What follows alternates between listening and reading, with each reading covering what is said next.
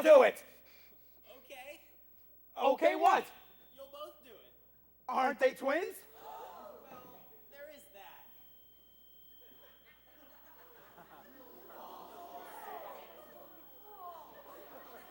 Okay.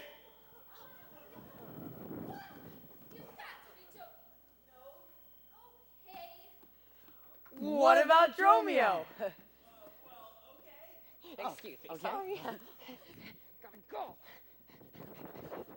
You mean? Yes?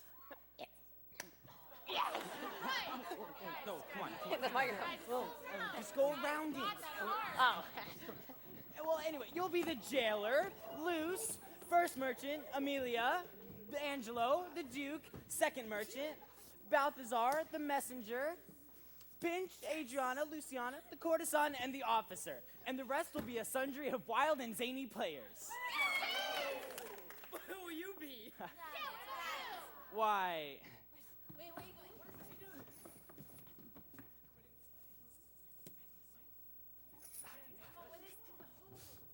Aegeon, of course.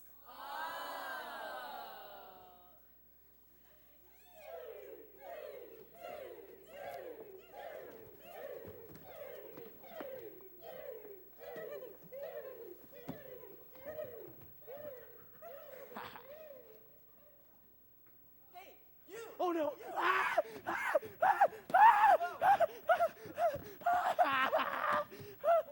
Which way am I going? Oh no!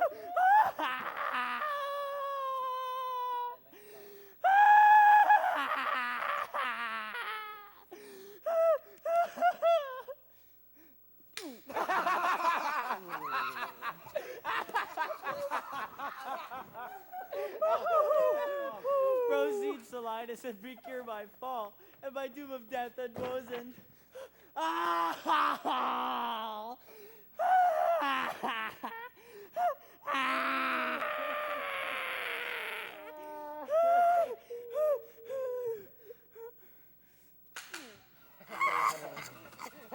Merchant of Syracusa, plead no more. I am not partial to infringe our laws.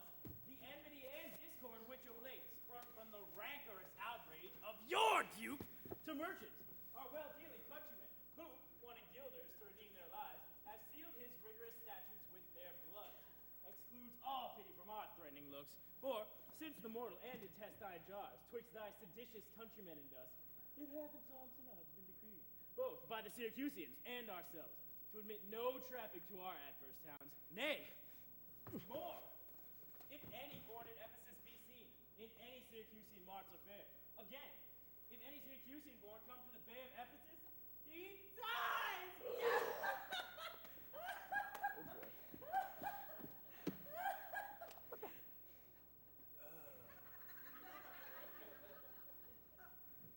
His goods confiscated to the Duke's disposed, unless 1,000 marks be levied to quit the penalty and to ransom him. And speaking of marks, I'd like to take a moment to direct your attention to the playbill, page 2. No, seriously, look. Where you will learn that all donations collected during intermission will go to the family of a fellow actor who needs our help. We done? Okay, we're done. Thy substance, valued at its highest rate, cannot amount unto 100 marks. Therefore, by law, thou art condemned to die.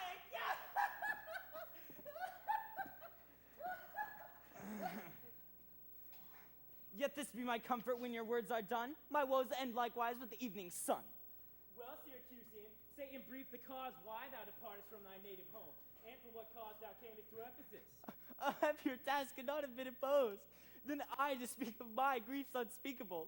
Yet that the world may witness that my end was wrought by nature, not by vile offense. Let what my sorrows give me leave. In Syracuse I was born and went unto a woman, happy but for me, and had not our hap been bad. With her I lived in joy. Our wealth increased by prosperous voyages I often made to Epidamnum, till my factor's death and great care of goods at random left drew me from kind embracements of my spouse, from whom my absence was not but 6 months old, and her almost fainting under the pleasing punishment that women often bear. had made provisions for her following me, and soon and safe arrived where I was.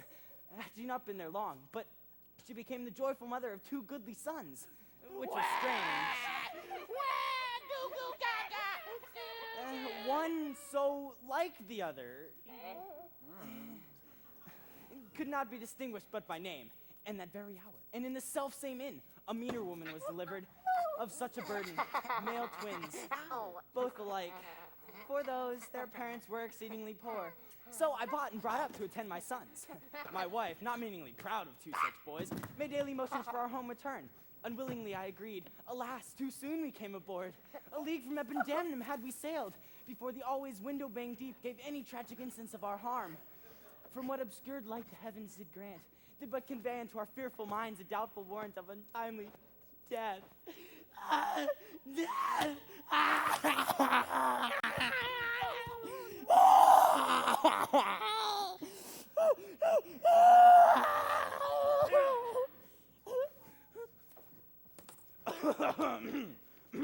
Which myself I would have gladly embraced. Yet the incessant weepings of my wife, weeping before what she saw must come, and piteous plainings for the pretty babes, it forced me to find delays for them and me. For this it was, other means there was none. The sailors sought for safety by our boat, and then left the ship, then sinking right to us. My wife, more careful for the latter born, had fastened him to a small spare mast, such as those seafaring men provide for storms, whilst I had been like heedful of the other. The children thus disposed, my wife and I, fixing our eyes on whom our care was fixed, fastened ourselves at either end of the mast, and floating straight, obedient to the stream, headed towards Corinth, as we thought. At length, the sun, gazing upon the earth, dispersed those vapors that did offend us, and the seas waxed calm. And we discovered 2 ships from afar making amains to us. Of Corinth this, of Abadar is that. Oh, but ere they came, oh, let me say no more. Gather that sequel that which came before. Nay, forward, old man. Do not break off so, for we may pity, though not pardon thee. Oh, had the gods done so. I had not yet worthily termed him merciless to us. For ere the ships could meet by twice 5 leagues, we encountered a mighty rock. Dun, dun, dun! And being violently borne upon, our helpless ship was splitted in the midst. And in this unjust divorce of us, fortune had left us both. What to delight in, and what to sorrow for.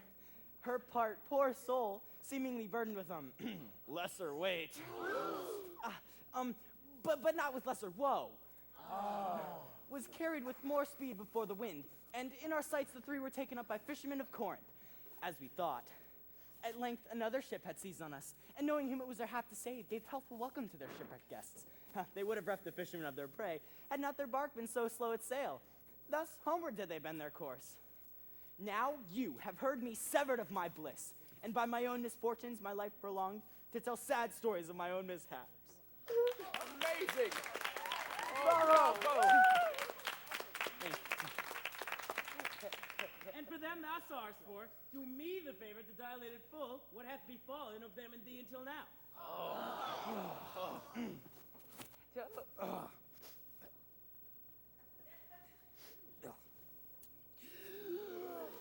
My youngest son, my eldest Carrot, 18 years became inquisitive of his brother, and that his attendance so his case, so the rest of his brother would retain his name, might accompany him on his quest, was I labored to love to see, and hazard of the ones that I lost. For 5 summers have I sent in furthest Greece, roaming Calian home the bounds of Asia, and coasting homeward came to Ephesus, hoping to find yet loathing to leave, or that or any place that harbors men. But here must end the story of my life, and happy were I in my timely death, and all my travels could warrant me they live.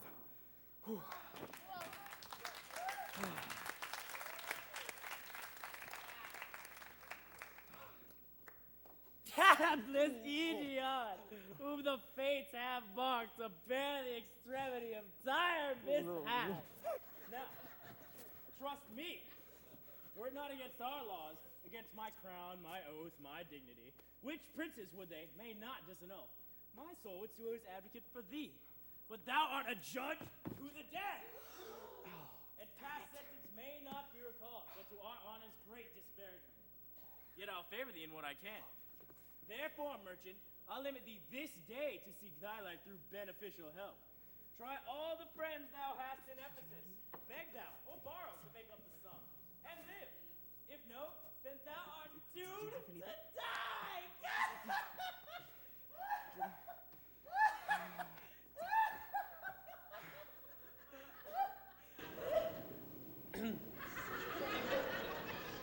Jailer, take him to thy custody. I will, my lord. Oh no.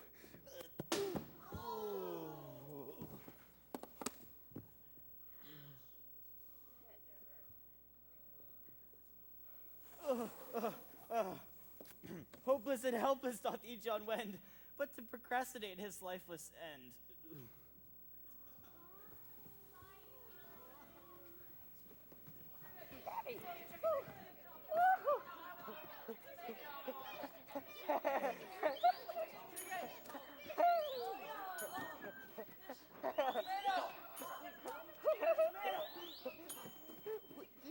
Thank you. Yeah, thank you. Yeah, have a nice day. Whatever. Come on, sloppy money. I hate it. Whoa. Gee, this Tom. Therefore, give out you are of epidamnum, lest that your goods too soon be confiscated. I can't hear guys. You get out of here. This very day, a Syracusan merchant is apprehended for arrival here, and not being able to bide his life according to the statute of the town, dies ere the weary sunset in the west. There's your money I had to keep. Okay. Oh, that hurt. Go bear to the centaur where we host and stay there, Dromio, until I'll come to thee. Within this hour should be dinner time. Until then, view the maidens of the town, peruse the traders, gaze upon thy buildings, and then return and sleep to mine inn, for I'm very stiff and weary. Get thee away. Get away from me. Many a man would take you at your word. Give me that. Go indeed, having so good of me. A trusty villain, sir, that very oft when I am dull with care and melancholy, lightens my humor with his merry jests. Oh, sorry. What will you come with me about the town, and then return to mine inn and dine with me? I'm invited, sir, to many merchants of whom I hope to make much benefit. I crave your pardon soon at 5 o'clock, please. I'll meet with you upon the mart, and afterwards consort till bedtime. My present business calls me from you now. Oh, yes. Oh, all right, farewell then. I guess I'll lose myself in view of the town. Sir, I commend you to your own content. He who commends me to mine own content commends me to the thing that I cannot get. I to the world am like a drop of water that in the ocean seeks another drop, who falling there to find his fellow forth unseen, inquisitive, confounds himself. So I to find a mother and a brother in quest of them. Let me lose myself.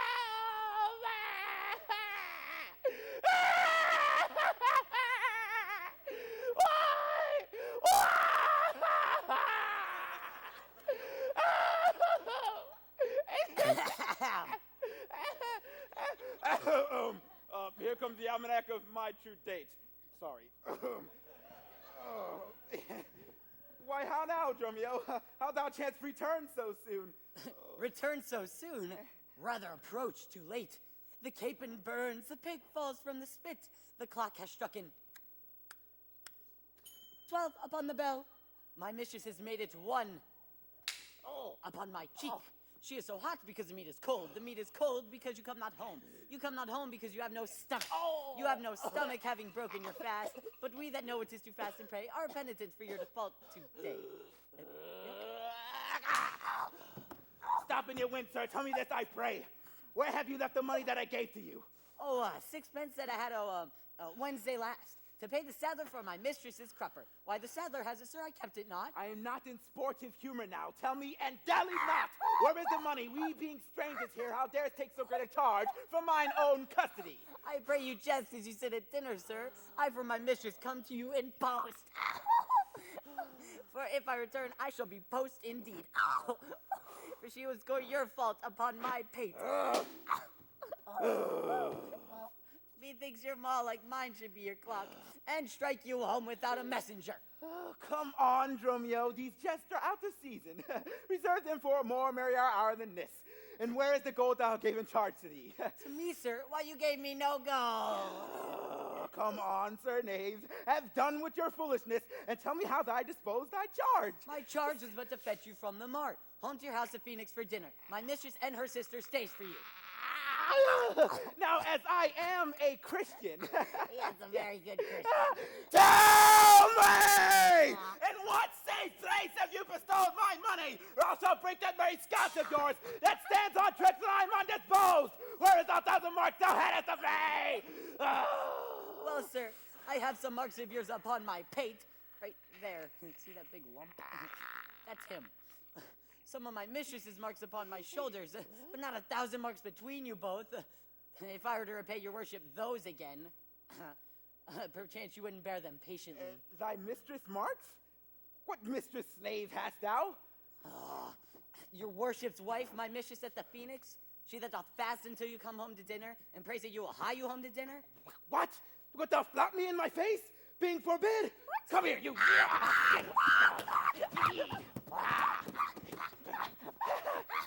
No, got you now.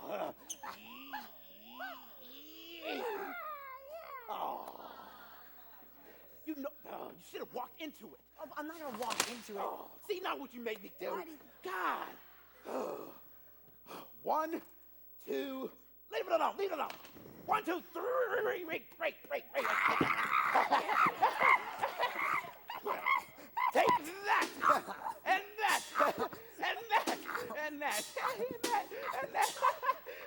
What mean you, sir? For God's sake, hold your hand. Nay, and you will not. Of course not. Come here. I'll take my hand. Arf. Upon my life, by some device or other, the villain has been overwrought of all my money. As they say, this town is full of cousinage. Okay. As nimble jugglers deceive the eye.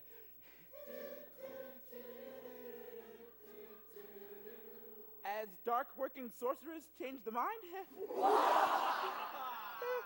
soul-killing witches deform the body.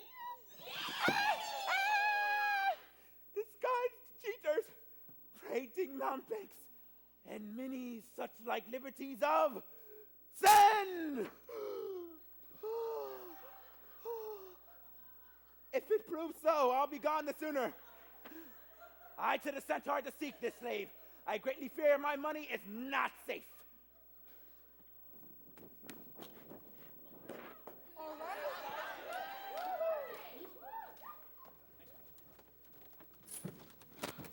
Neither my husband nor the slave returned, that in such haste I sent to seek his master.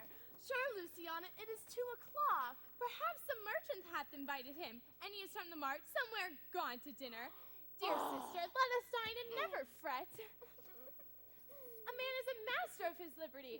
Time is their master, and when they see it, they'll go or come. If so, be patient, sister. Why should their liberty then ours be more? Because their business still lies out a door. Look, when I serve him so, he takes it ill. Oh, no, he is the bridle of your will. There's none but asses will be bridled so. This servitude makes you keep unwed. Not this, but troubles of the marriage bed. but were you wedded, you would bear some sway. Ere I learn to love, I'll practice to obey. How, if your husband starts some other wear? Till I come home again, I would forbear. Patience unmoved. No marvel though she pause, they can be meek that have no other cause. A wretched soul bruised with adversity, we bid be quiet when we hear it cry.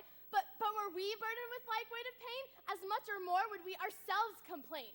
So thou that hast no unkind mate to grieve thee, with urging helpless patience wouldst relieve thee. But if thou live to see like right bereft, this full-begged patience in thee will be left.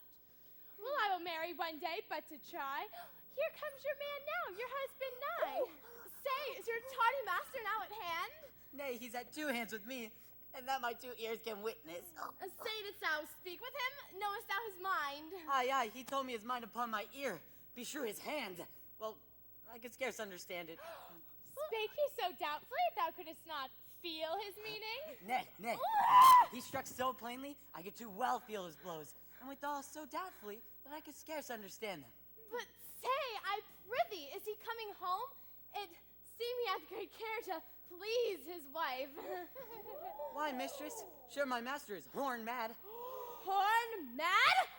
Thou villain! I mean not a cuckold mad, but sure, he is stark mad. Come here. When I desired him to come home to dinner, he asked me for 1,000 marks in gold. 'Tis dinner time, quoth I. My gold, quoth he. The meat doth burn, quoth I. My gold, quoth he. Will you come home, quoth I. My gold, quoth he. Where's the 1,000 marks I give thee, villain? The pig, quoth I, is burned. My gold, quoth he. My... Safety hazard. There you go. Good job. Okay. Sorry. My mistress, quoth I. Die! Hang up thy mistress! I know not thy mistress, out on thy mistress! Quoth who? Quoth my master. I know, quoth he, no house, no wife, no mistress. And so that my errand do unto my tongue. I thank him, I bear upon my shoulders, for in conclusion, he did beat me there. I know, he was like, and I was like, ow. And he was like, and Go back again, thou slave, and fetch him home. Go back again and be beaten to home? For God's sake. You won't. Could you come with me? Send some other messenger. Here, turn. Him. Yeah. He's a good one, isn't he? Yeah. Back, slave, or I'll break thy pate across. And he will bless that cross with other beating. Between you, I shall have a holy head. Hence, prating peasant, fetch thy master home.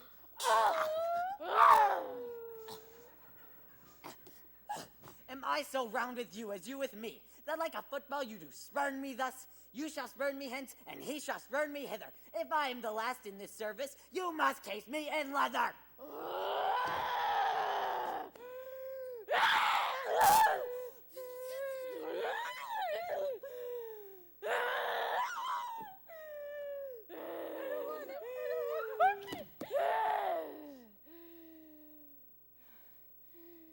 Fie, how impatience lureth in your face.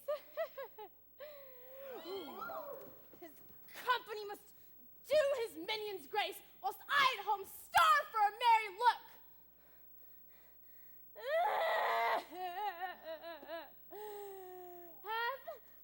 Hath homely age the alluring beauty took from my poor cheek?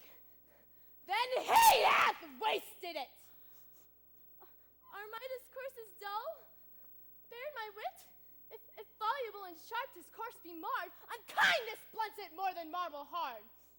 Do their gay vestments his affections bait? That's not my fault. He's master of my state. Yeah! What ruins are in me that can be found by him not ruined? Then he is the ground of my defeatures, my decayed fare. A sunny look of his would soon repair, but too unruly dear he breaks the pail and feeds from home. Poor I am but his stale. Self-harming jealousy, 5 beaten hands. Oh, unfeeling fools can with such wrongs dispense. I know his eye doth homage otherwhere, or else what be it that he would be here? Sister, you know he promised me a chain. Would that alone a toy he would detain to keep her quarter with his bed? I see the jewel best enamel lead will lose his beauty, yet the gold bites still that others touch it, often touching will wear gold, that no man that hath the name by falsehood and corruption doth its shame.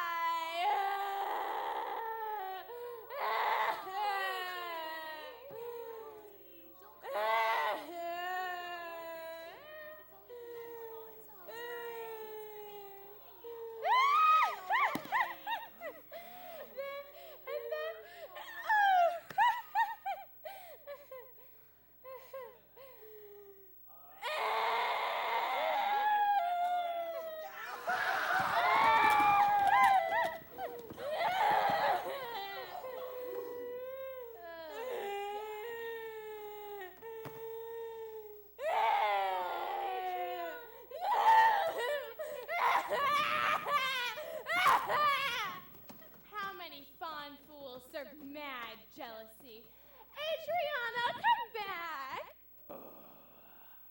The gold I gave to Dromio is laid up, safe at the Centaur, and the heedful slave is wanted forth in care to seek me out by computation and mine host report. But I could not speak with Dromio since at first I sent him from the mart. See now, here he comes. You heard that? Here we go again. Why, how now, Dromio? Is your merry humor altered as your love stroke so jest with me again? You know no centaur, you receive no gold. Your mistress have sent me home to dinner? What's that matter? Just so matters answer me? What answer, sir? When spake I such a word? Even now, even here, not half an hour since! I have not seen you since you sent me hence home to the centaur with the gold you gave me. Villain! Now, this is the night that goes to see, and notice me, a mistress, and a dinner, for which I hope thou feltest I was displeased. Every time.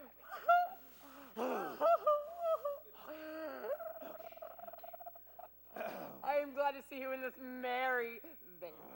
What means this jest, master? Tell me. Yea, dost thou jeer and slap me in the teeth? Thinkest thou I jest? Take that!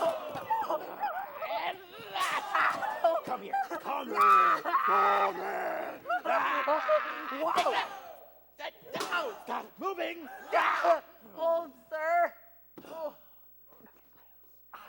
For God's sake. Ow. Now you're just as earnest. Upon what bargain do you give it me? Because that I familiarly sometimes do use you for my fool and chat with you, your sauciness will jest upon my love and make comment of my serious hours. When the sun shines, that foolish gnats make sport, but creep in crannies when he hides his beams. If you will just know my aspect and fashion your demeanor to my looks, or I shall beat this method into your skunk. Oh, skunks call you it.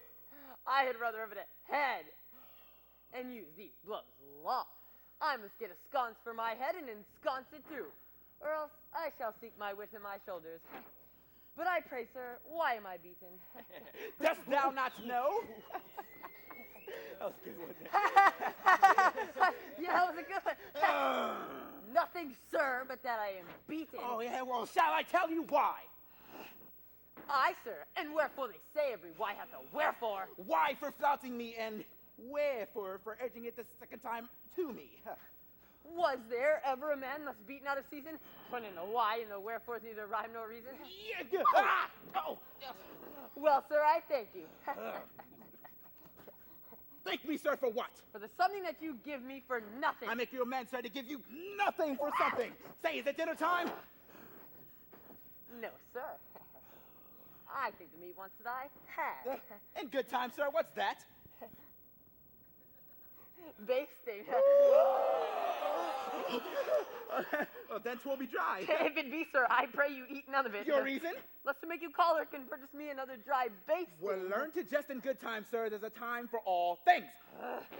I durst have denied that before you were so choleric. By what rule, sir? Marry, sir, by the rule as plain as the plain bald paint. Father Time himself. Let's hear it. There's no time to recover hair that grows bald by nature. Can he do it by fine and recovery? Oh, yes, to pay a fine for a periwig and recover the lost hair of another man. Why is time such a miser of hair, being as it is so plentiful and excrement? Because it is a blessing he bestows on beasts. And when he has scanned men in hair, he hath given them in wit. Why, there's many a man hath more hair than wit. Not a man of those, but he hath the wit to lose his hair.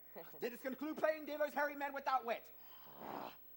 The plainer dealer, the sooner lost. Yet he loseth it in the kind of jollity. For what reason? For two, and sound ones too. Nay, not sound, I pray you. Sure ones then? Nay, not sure, nothing falsing. Certain ones then. Name them. The one, to save the money that he spent in trimmings. The other, that at dinner they should not drop in his pores. You would have all this time prove that there is no time for all things. Get it all right. Married, and did, sir, namely. There's no time to recover hair that grows bald by nature. Why, your reason was not substantial. Well, there's no time to recover. This I meant it. Time himself is bald, and therefore to the world's end will have bald followers. Wow! I knew it would be a bald conclusion. My house. Stay down.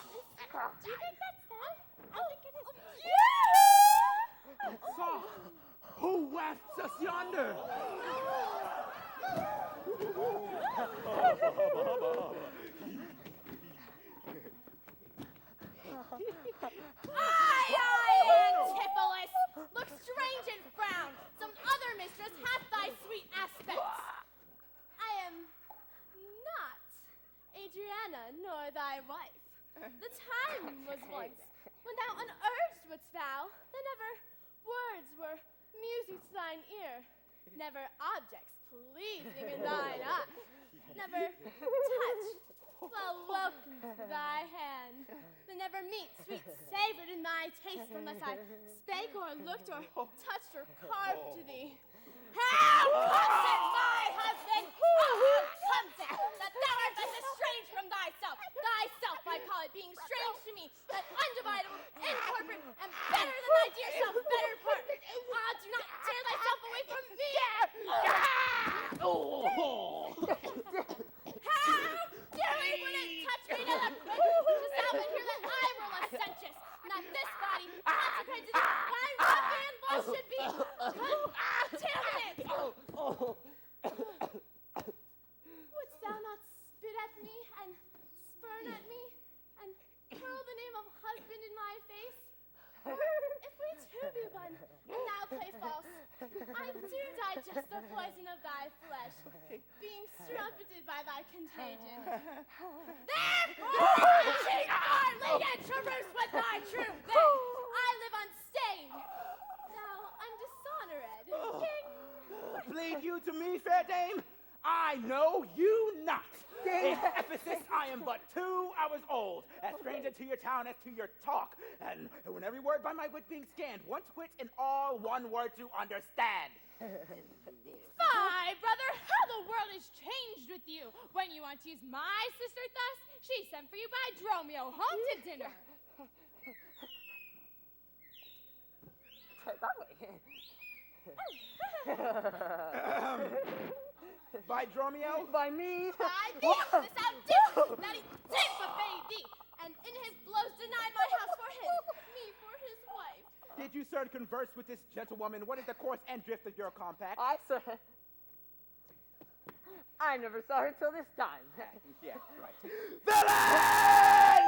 For even her very voice did not deliver me on the mark! I never spake with her in all my life. How could she then call us by our names, unless it be by inspiration? How ill agrees it with your gravity to counterfeit thus grossly with your slave, abetting him to thwart me in my mood. Be it my wrong you are from me exempt, but wrong not that wrong with a more contempt. Come. Ow. I'll fasten on this sleeve of thine. Thou art an elm, my husband. I am thine. Weakness married to thy stronger state makes me with thy strength to communicate. If aught possess from thee, it is dross, serpent, ivy, briar, either moss, who all for want of pruning with intrusion, infect thy sap and live on thy confusion. Oh, to me she speaks. She moves me for a theme. Was I married to her in my dream? Or sleep I now and think I hear all this? Whatever drives our eyes and ears amiss. Until I know this sure uncertainty, I'll entertain the offered fallacy.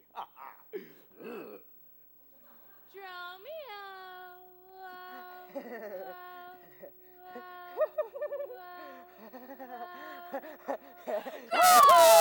the servants spread for dinner. Oh, for my beads, I cross me for a sinner. This is the fairyland, oh, spite of spites. We talk with goblins, elves, and sprites. If we obey them not, they will ensue. They'll suck our breath, or pinch us black and blue. Why prayest to thyself and answer not? Dromio, thou drone, thou snail, thou sloth, thou son!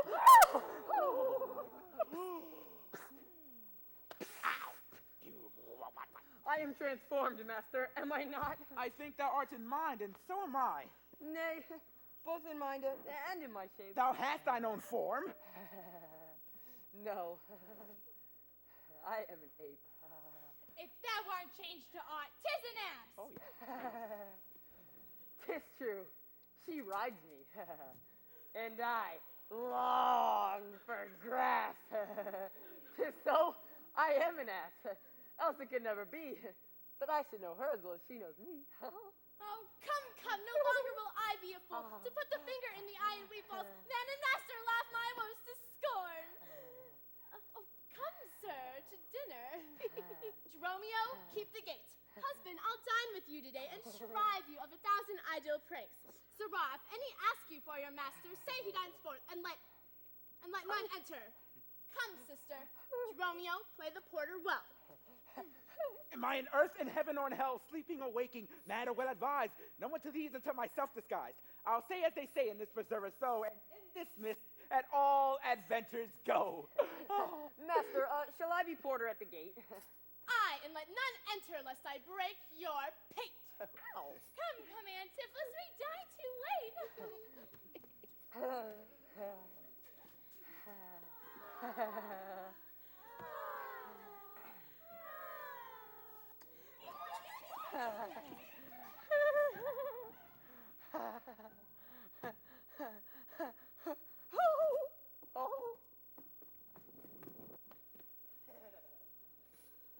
For he's a jolly good fellow, for he's a jolly good fellow, for he's a jolly good fellow, which nobody can deny.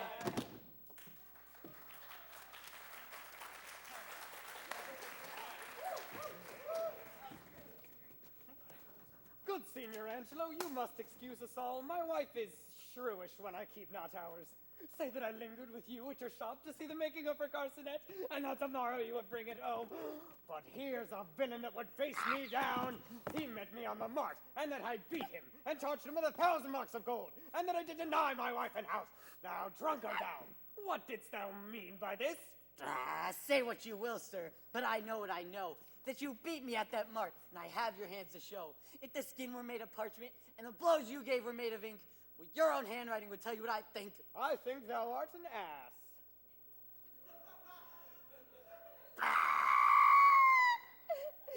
Marry, so it doth appear, by the wrongs I suffer, and the blows I bear, that I should being being at the pass, that you should take from my heels, and beware of and Ass? yeah, kind of is. You're sad, Signor Balthazar. Pray God, our cheer may answer my goodwill and your good welcome here.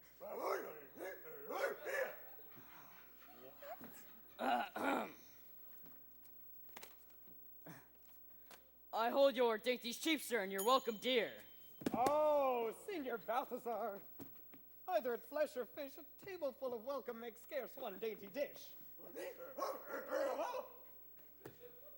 Good meat, sir, is common, that every churl affords. And welcome more common, for that's nothing but words. Small cheer and great welcome makes a merry feast. I too am miserly host and more sparing guest. But though my cates be mean, take them in good part. Better cheer may you have, but not with better heart.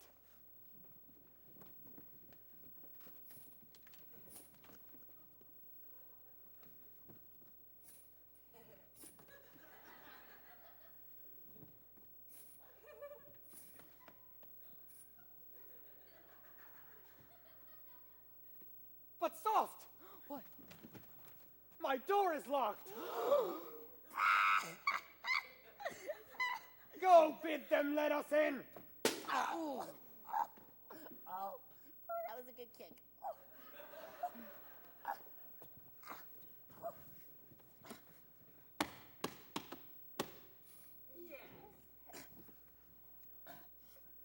Maud Bridget Mary. Oh. Shoo, shoo. No.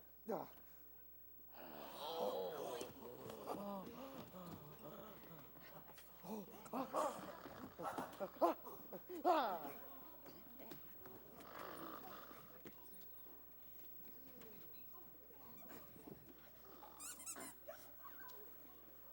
Maud Bridget Mary and Cicely Jillington. Moan, Maltors, Caven, Coxcomb, Idiot Patch.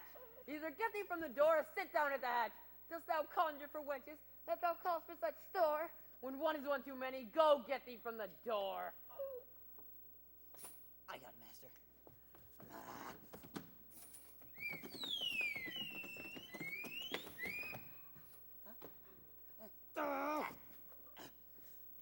What patches made our porter? My master stays in the street. Let him walk from whence he came, lest he catch cold on his feet. Ah.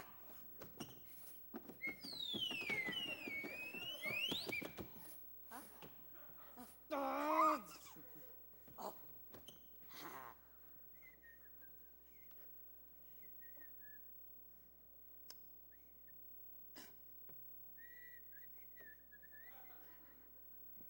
Oh.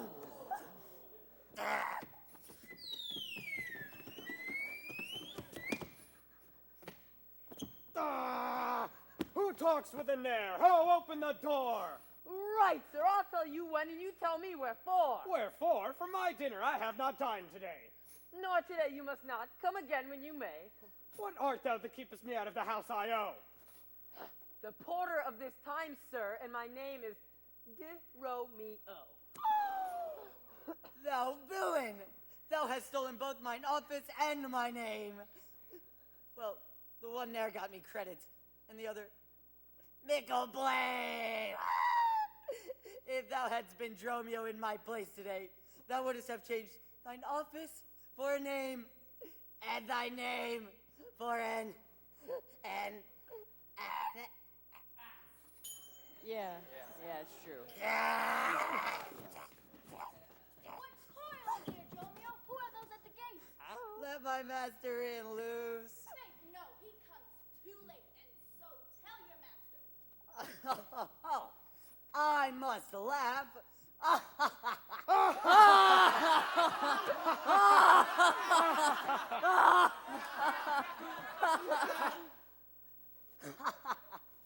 Have at you with a proverb. Shall I set in my staff? Have at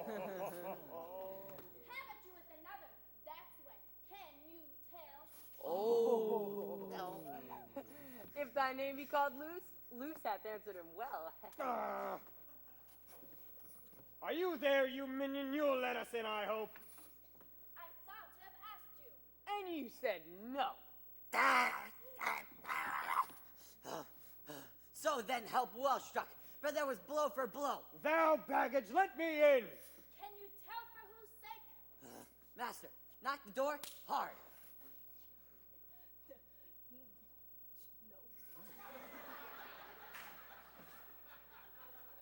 You'll cry for this minion if I beat the door down! Come here. Get over here. Put that down. Get over here. Let's go. What? What? Wait, what? What? What are they One, doing? two, Oh, wait. No. three. Oh! Come on. Three. Oh. Three. Oh. Ah.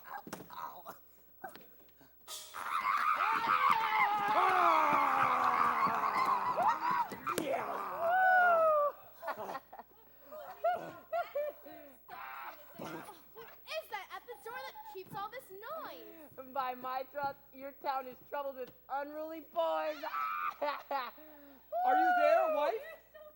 You might have come before. Your wife, Sir Knave? Go get you from the door.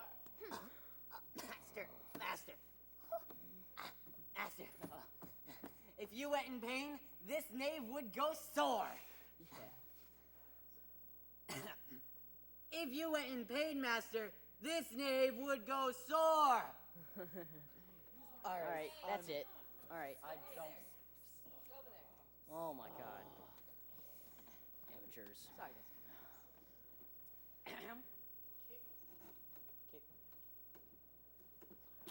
Ooh. Here's in the chair, sir, no longer. We would fain have either.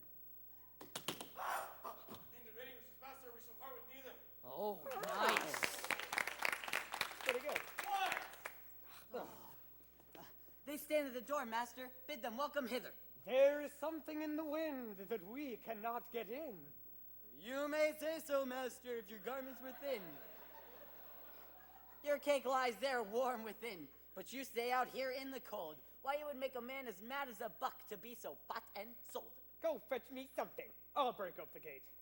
Break any breaking here, sir, and I'll break your knave's pate. Oh, a man may break a word with you, sir, but words are but wind. So let him break it in your face, so he break a nut behind.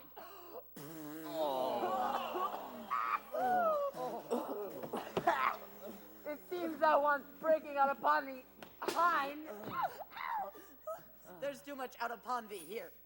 I pray thee, let me in.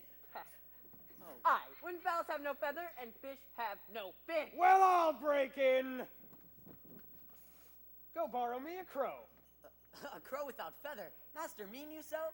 For a fish without a fin, there's a fowl without a feather. If a crow will help us in, then we'll pluck a crow together. Ow.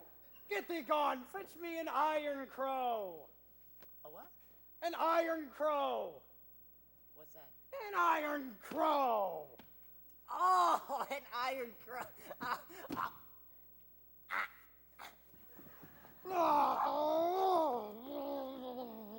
For a fish without a fin, there's an iron crow.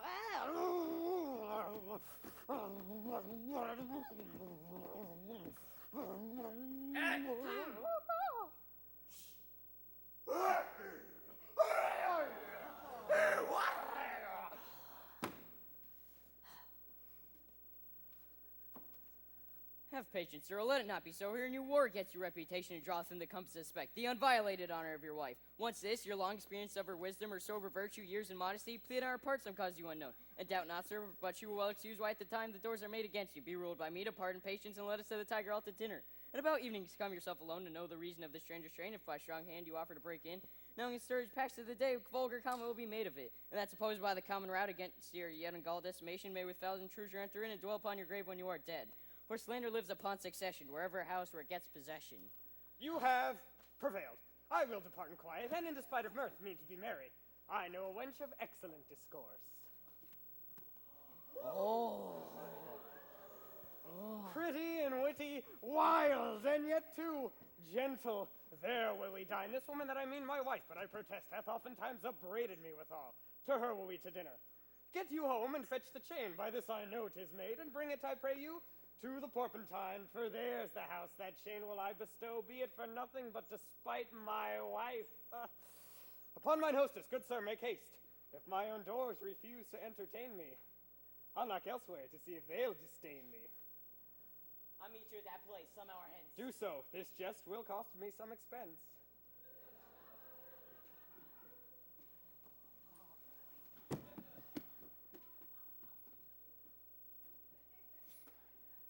Master, oh master, I got the iron crow you asked for. You guys think it's funny? Because you know it's a crow, right? But it's silver, so it looks like it's ow! Ow!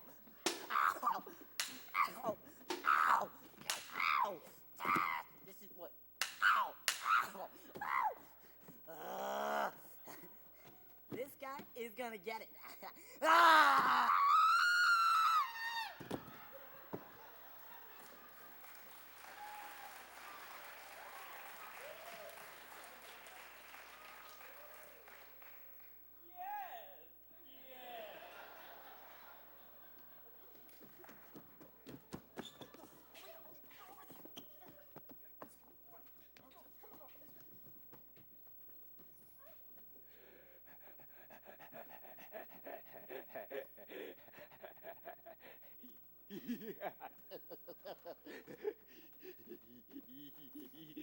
Oh, God. Oh! May it be that you've quite forgot a husband's office. Shall Antipholus, even in the spring of love, thy love springs rot? Shall love in building grow so ruinous? If you did wed my sister for her wealth, then for her wealth's sake, use her with more kindness. Or else, if you'd like elsewhere, do it by stealth. Muffle your false love for some show of blindness. Be secret false, what need she be acquainted? What simple thief brags of his own attaint? Gentle brother, get you again. Comfort my sister, cheer her, call her wife. Oh. 'Tis holy sport to be a little vain when the sweet breath of flattery conquers strife. Sweet mistress, what your name is else I know not, nor by what wonder do you hit of mine, lest in your knowledge and your grace you show not to our earth's wonder more than earth's divine. Teach me, dear creature, how to think and speak, lay open to my earthy gross conceit, smothered in errors, feeble, shallow, weak, the folded meanings of your words' deceit against my soul's pure truth. Why labor you to make it wander in an unknown field? Are you a god? Would you create me new? Transform me then, into your power I'll yield. But if that I'm I, well I know your weeping sister is no wife of mine, nor to her bed no homage do I owe. Far more to you I decline. Oh, train me not, sweet mermaid, with thy notes to drown me in thy sister's flood of tears. Sing, siren, for thyself.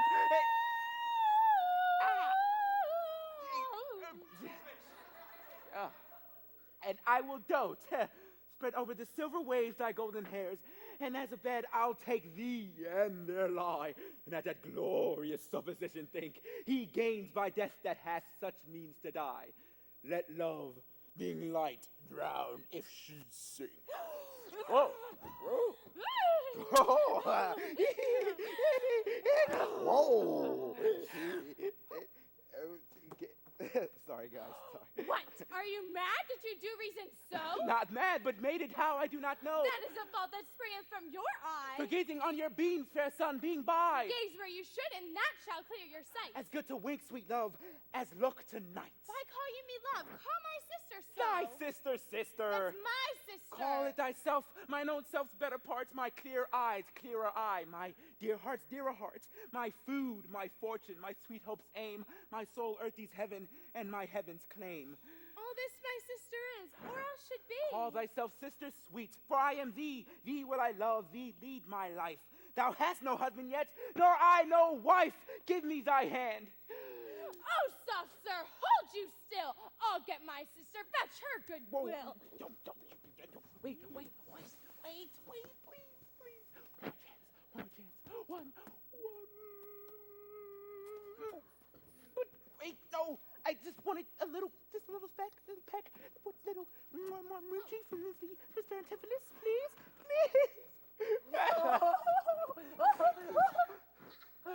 Wait, how now, Dromio? Where runnest thou so fast? Do you know me, sir? Am I Dromio? Am I myself? Thou art Dromio, thou art my man, thou art thyself. Oh, I am a woman's man, an ass, and besides myself. What woman's man? Yes, an ass, but how besides thyself? Get up beside thyself, get up. Marry, sir, besides myself, I am doing to a woman, one that claims me, one that haunts me, one that will have me. What claim does she lay to thee? Marry, sir, such a claim as you would lay to your horse, and she would have me as a beast. Not that I, being a beast, she would have me. Oh, but that her, being a very beastly creature, lays claim to me. She's the kitchen wench, and all grease. I know not what you used to put to her, but to make a lamb of her and run from her by her own light. I warn her rags and the tallow in them will burn a pole in winter. For if she lives till doomsday, she'll burn a week longer than the whole world. Whoa. What complexion is she of? How's that? Well, swart, like my shoe, but her face nothing like so clean kept.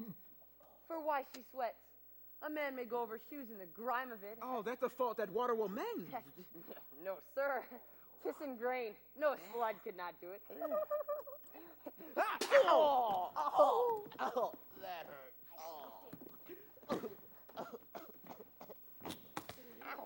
This drudger diviner that lays claim to me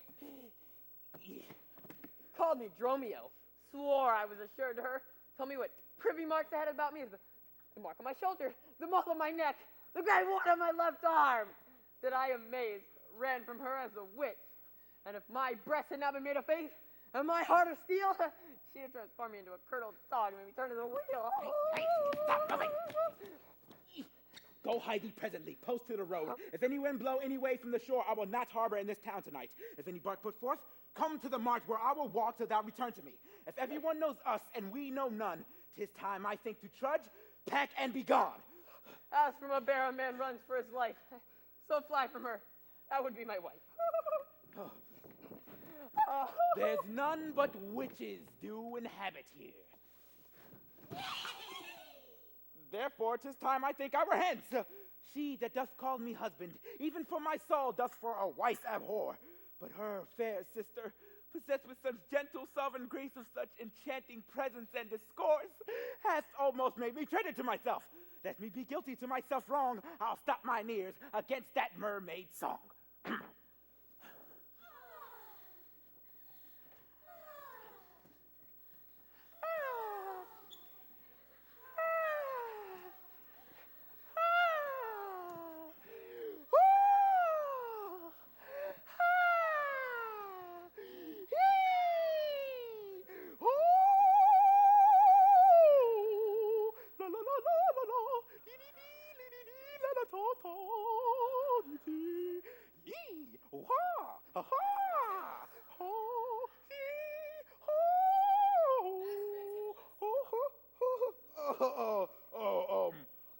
That's my name. I know. Well, sir.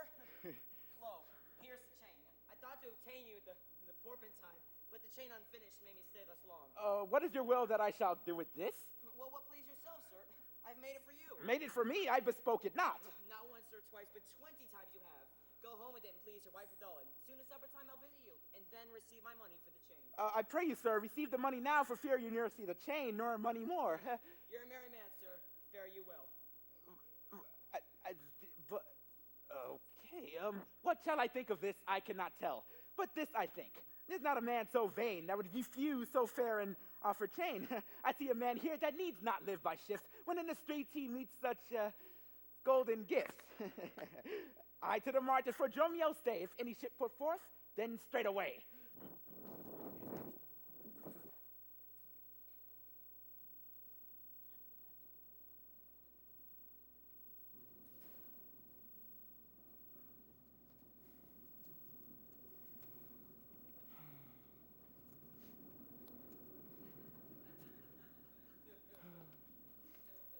Hi, everyone.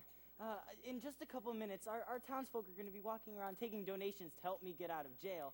And so, if you would just be so kind as just to donate whatever's in your pocket, and because, as we said in the beginning of the play, it's going to a very good cause. So, just go ahead and just put whatever you want in there. Just in the little bags. It's going to help me get out of here.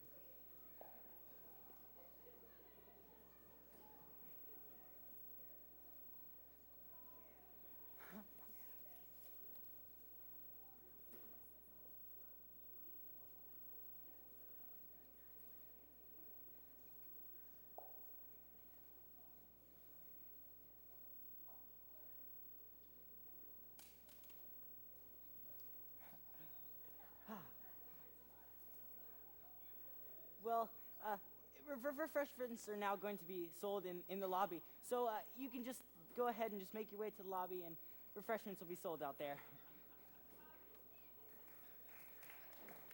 Well, I just wait here. They're back.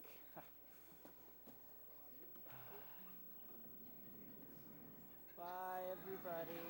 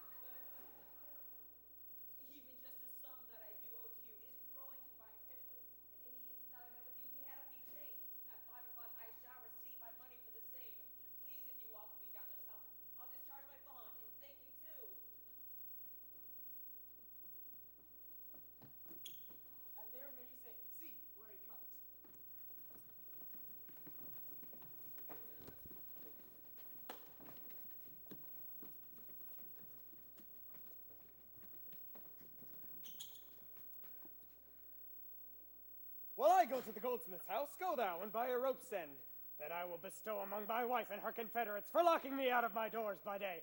But soft. I see the goldsmith. Get thee gone, buy thou a rope and bring it home to me. Why, I buy 1,000 pounds a year. I buy a rope.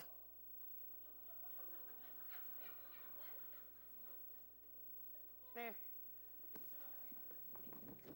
A man is well hope up that trusts to you. I promised your presents and the chain, but neither chain nor goldsmith came to me. Aha! Belike you thought our love would last too long if it were chained together, and therefore came not. Saving your various humor, sir, here is the note. How much your chain weighs to the utmost carat. The finest of the golden charge fashion, which doth amount to 3 odd ducats more than I stand dated to this gentleman.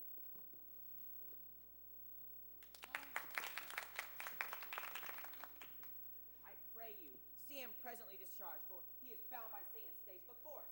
I am not furnished with the present money. Besides, I have some business in the town. Good signor, take the stranger to my house and bid my wife disperse the sum on the receipt thereof. Perchance I'll be there as soon as you. Then you will take it to her yourself. No, bear it with you, lest I come not time enough.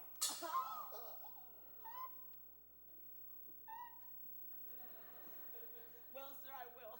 Have you the chain about you? And if I have not, I hope you have, or else you may return without your money. Nay, come, I pray you, give me the chain. Both wind and tide stays for this gentleman, and I to blame have held him here too long. Good Lord! You use this dalliance to excuse your breach of promise to the porpentine? I should have chid you for not bringing it, and yet like a shrew, you first begin to brawl.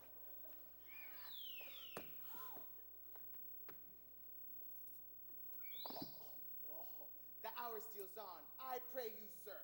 Dispatch!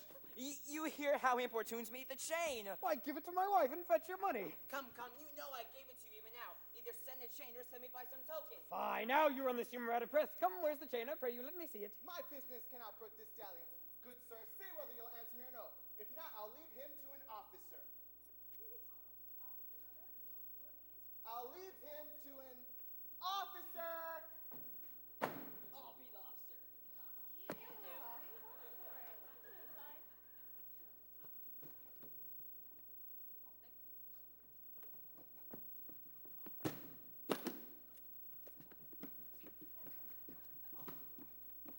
Hey! Rock, paper, scissors, shoot! Rock, paper, scissors, shoot! Rock, paper, scissors, shoot!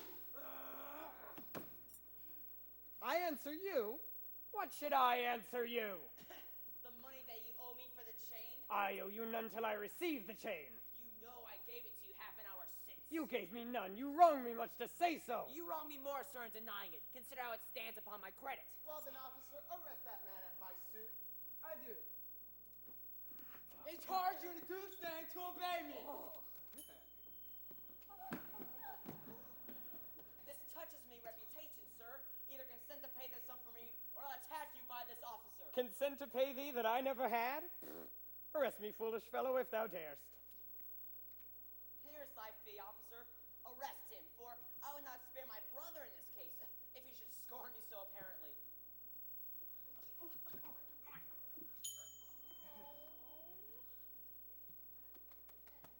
I do arrest you, sir. You'll hear the suits.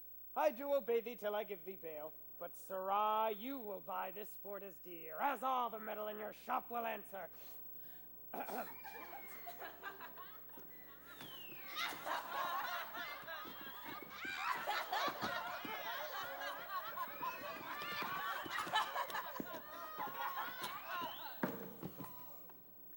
I will have law in Ephesus. To your notorious shame, I doubt it not.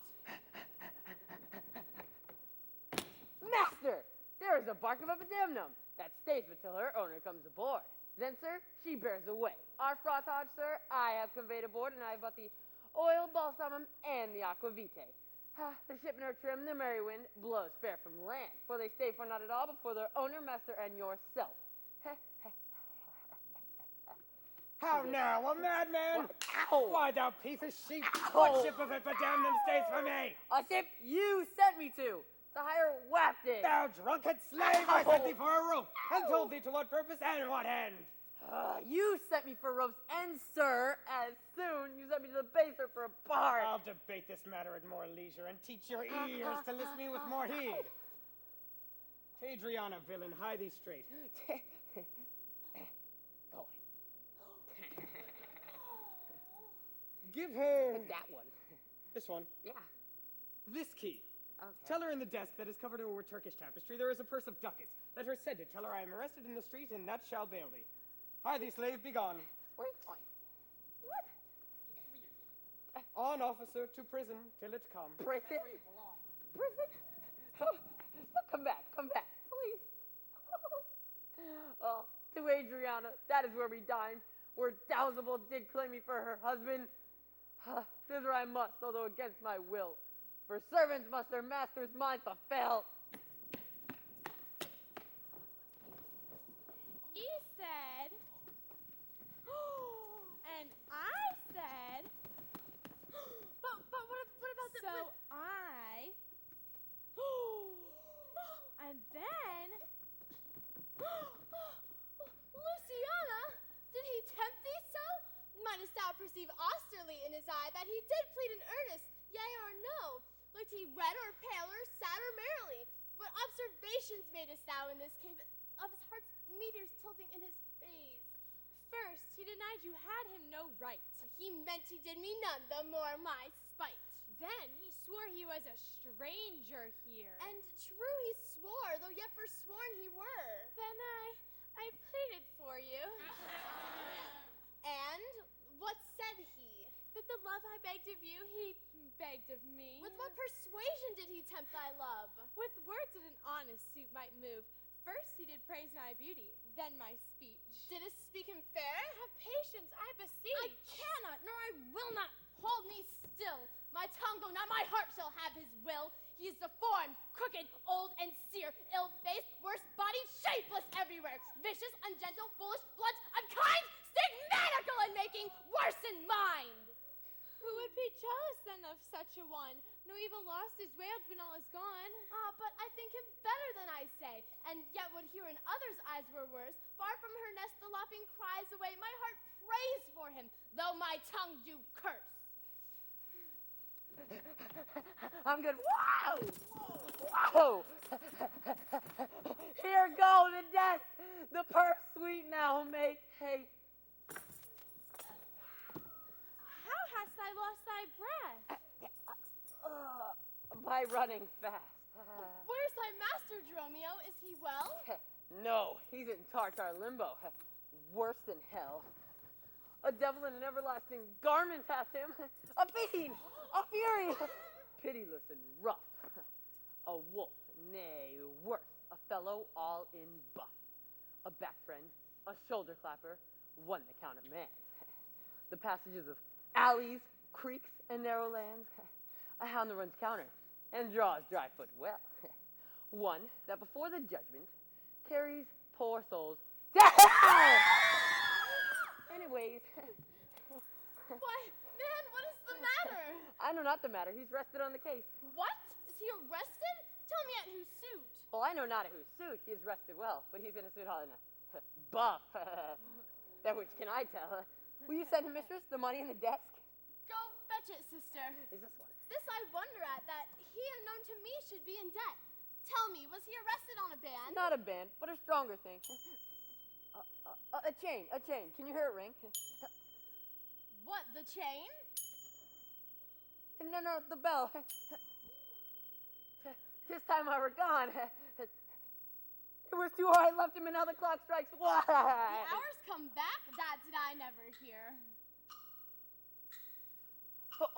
Yes, if any hour meet a sergeant, it turns back with very fear. As if time were in debt, how fondly dost thou reason? Well, time is very bankrupt, and owes more than he's worth to season. Nay, he's a thief too. Have you not heard the men say that time comes stealing on by night and day? And if time were in debt and theft and a sergeant in the way, he had the reason to turn back an hour in the day. There's the money, Dromio. Bear it straight and bring thy master home immediately. Come, sister, I am pressed down with conceit. Conceit my comfort and my injury.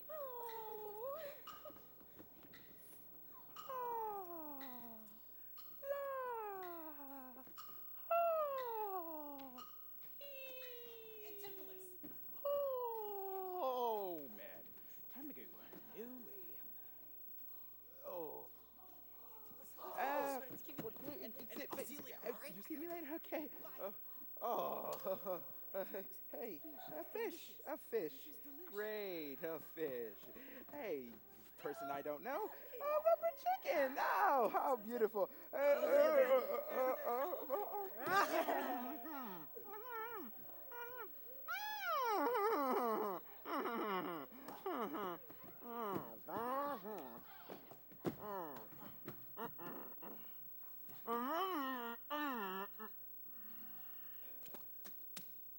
There is not a man I meet that doth salute me as if I were their well-acquainted friend, and everyone doth call me by my name. Some tender money to me, some invite me. Some give me thanks for kindnesses, some others give me commodities to buy. Even now a tailor called me in his shop and showed me silks he had bought for me, and therewithal took measure of my body. Oh, hey, do you gel your hair or is that natural? Sure, these are but imaginary wiles. And Lapland sorcerers do inhabit here. Chicken, rubber chicken, anyone want a rubber chicken? You over there, catch, heads up. Oh, nice catch. Rubber chicken over here. Oh, right there. Hey. Nice catch. Fish. Heads up. Nice catch. Oh. And also, here, coming in March, is Peter Pan. And I hold certificates for 2 complimentary tickets for Peter Pan. All you have to do is bring this to the show, and you get in yourself and someone else for free. So, the lucky audience member here is someone... Oh, someone actually knows my name. Oh, who said it? There you go. Oh, and who else? Oh, yeah. Oh, wait, what? Oh, there you go. Wait, but soft. I have lay. Who wants lay? If you really want lay, say you want lay. Don't. What? Who wants lay? Who said that? Oh, you get lay. There you go. That one wants lay, but that one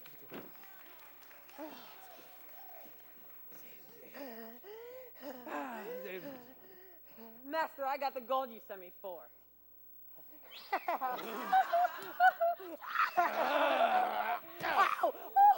Thank you. Anyone want gold? No. Any ship put forth tonight, may we be gone? Why, sir, I brought you word an hour since that a bark expedition put forth tonight. But were you hindered by the sergeant to tarry of the hoy-delay? Here are the angels that you sent me for to deliver you.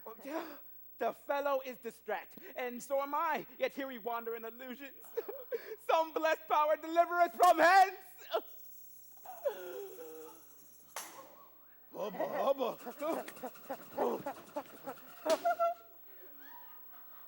Well met, Master Antipholus. I see, sir, you have found the goldsmith now. Is that the chain you have promised me today?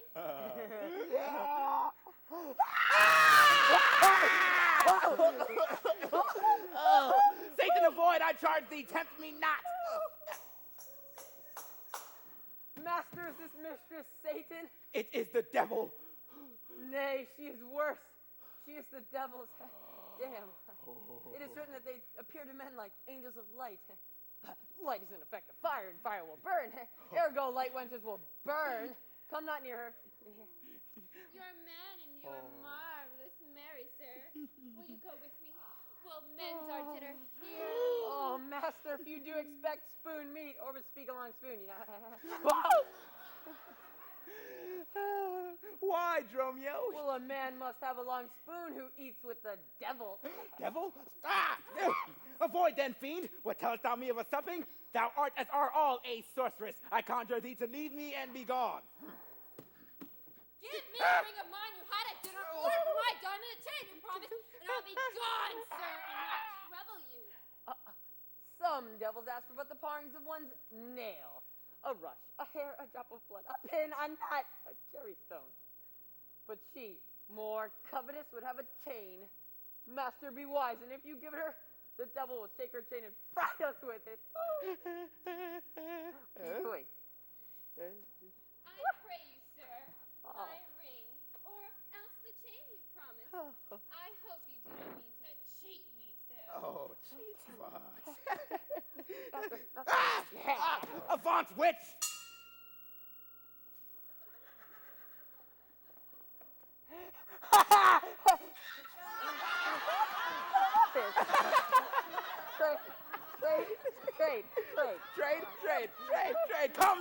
Let us go.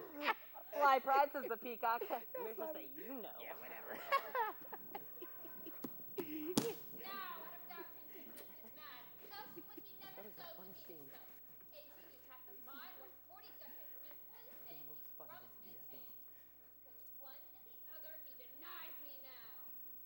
The reason I gather he is mad, besides this present instance of his rage, is of a mad tale he told today at dinner, of his own doors being shut against his entrance, like his wife acquainted with his fits, on purpose shut the doors to block his way. Well, my way is to hie home to his house and tell his wife that being lunatic, he rushed into my house and took force my ring away. This course I can choose, for 40 ducats is too much to lose.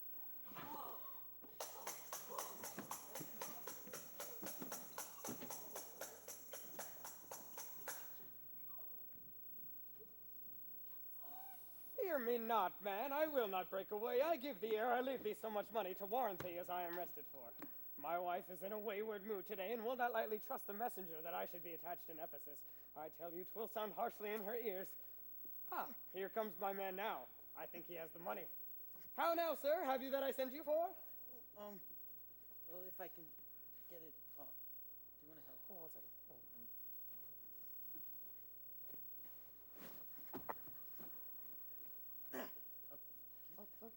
second. Here's that, I warrant you. We'll pay them all. But where's the money? Why, I gave the money for the rope. 500 ducats, villain, for a rope? I'll serve you, sir, 500 at the rate. To what end did I bid thee hie thee home? To a rope's end, sir, and to that end am I returned. And to that end, sir, I welcome you.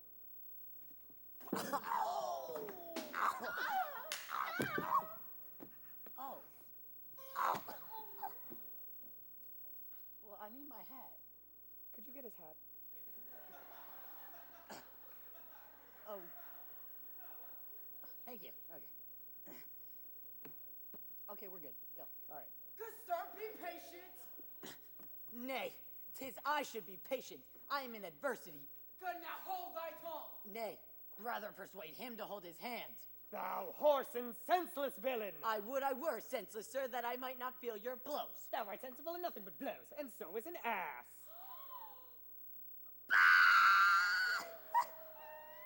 I am indeed. You may prove it by my long ears. I have served this man since the hour of my nativity to this very instant, and have nothing to it for my hands but blows.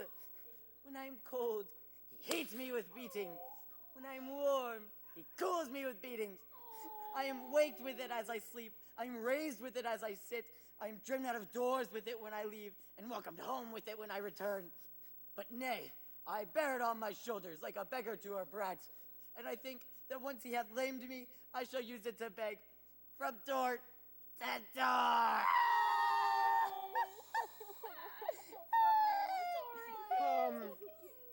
Go along. My wife is coming yonder. Get him.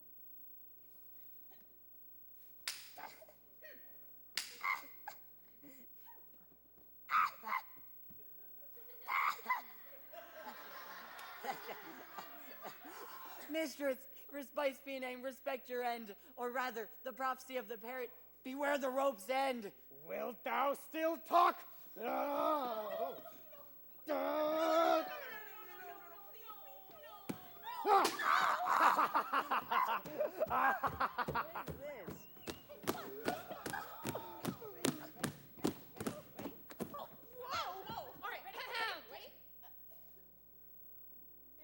How say you now? Is not your husband mad? His incivilities confirm no less. Oh, good Dr. Pinch, you are a conjurer. Establish him to his true sense again, and I will please you what you will demand. Alas, how fiery and sharp he looks. Oh, yeah. Mark how he trembles in his ecstasy. Trembles.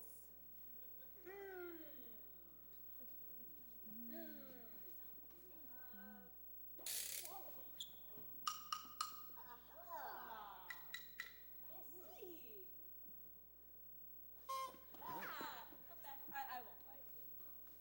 Give me your hand.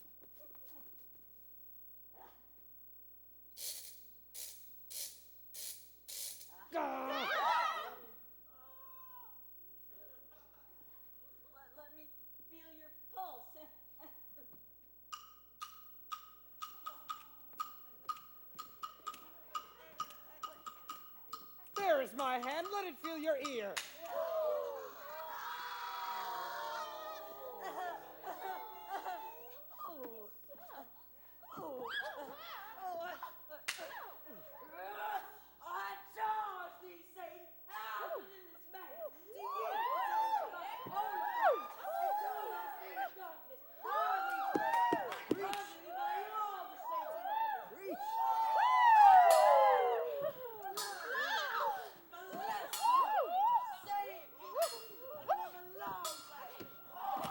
Peace, doting wizard, peace!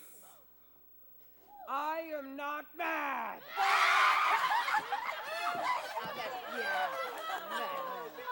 thou wert not poor distressed soul. You minion, you! Are these your customers? Did this companion with the saffron face revel and feasted in my house whilst upon me the guilty doors were shut, and I denied to enter? Oh, husband, God doth know you dined at home. Where would you have remained until this time, free from these slanders and this open shame? Dined at home? Thou villain! What sayest thou? Well, surely, master, you did not dine at home. Were not my doors locked against me and I shut out? Purdy, your doors were locked against you and you shut out. Did not she herself revile me there? Sans fable, she herself reviled you there. Did not the kitchen maid rail, taunt, and scorn me? Certainly she did. The kitchen vessel scorned you. And did I not enraged depart from thence? In verity you did. My bones bear witness, for since then they have felt the vigor of his rage. Thou hast summoned the goldsmith to arrest me! Alas, I sent you money to redeem you by Jeromeo here, who came in haste for it. Money by me. Heart and goodwill, maybe.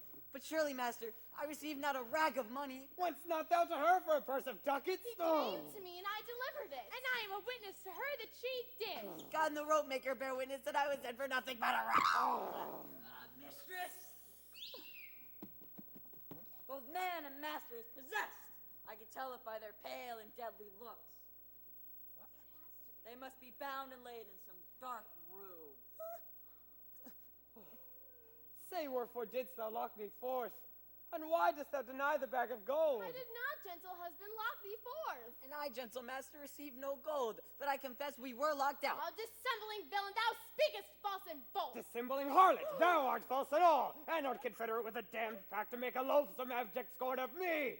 But with these nails I'll pluck out these false eyes that behold in me this shameful sport. Oh, bind him, let him not come near me. Come here. You stay put. Hey, okay. Right. Hey, whoa!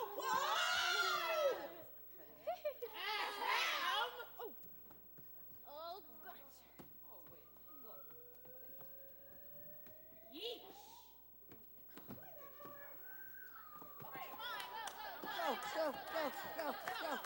Faster. Faster.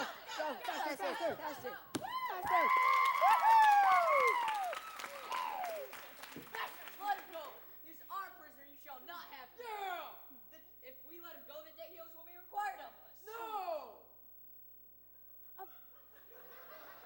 Say now. Whose suit is he arrested at? One Angelo, a goldsmith. Do you know him? I know the man. What is the sum he owes? Some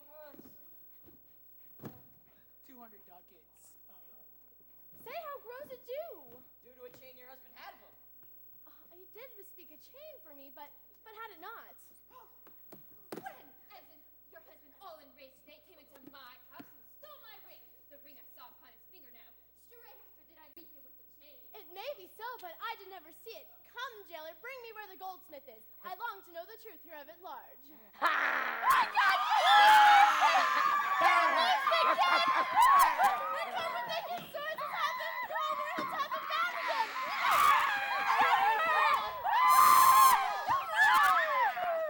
I see these witches are afraid of swords. She that would be your wife now ran from you. Come to the centaur to fetch our stuff from thence. And long we were safe and sound aboard. Ow! Hey, stay here this night. They will do us no harm. You saw they speak us fair, give us gold. Methinks they are a gentle nation, and I could find it in my heart to stay here still and turn witch. Yeah. I will not stay in this town tonight. Therefore, to the centaur to fetch our stuff from thence. Follow me. I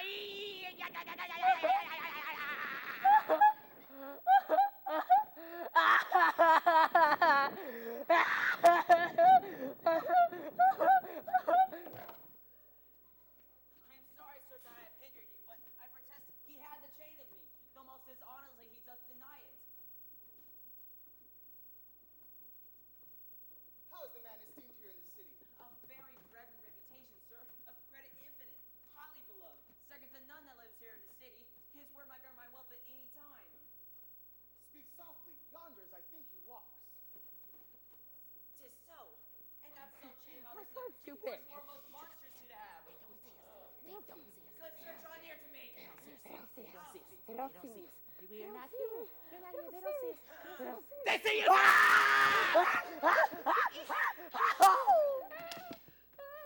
Senior Antipholus, I wonder much you put me to shame and trouble, and not without some stain unto yourself, with circumstancing also to deny. This chain that you now wear so openly, besides the charge, the shame, imprisonment, you have done wrong to this, my honest friend, who, before staying our controversy, had hoisted sail and put to sea today. This chain you had of me, can you deny it? I think I had, sir. I never did deny it. That you did, sir. Who's that? I don't know. You? And forswore it, too. Who heard me deny it or forswear it? These ears of mine thou knowest to hear thee. Find thee rich. 'Tis pity that thou livest to walk where any honest man resort. Thou art a villain to impeach me thus. I will prove my honor and my honesty against the presently, if thou darest stand. Oh, God. I dare and do defy thee for a villain. Oh, fine then. Come here. Hurt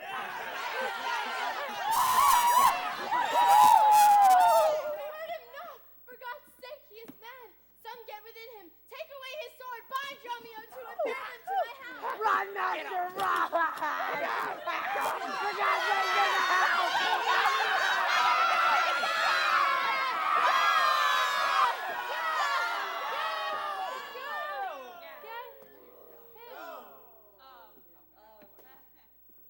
Sorry, folks.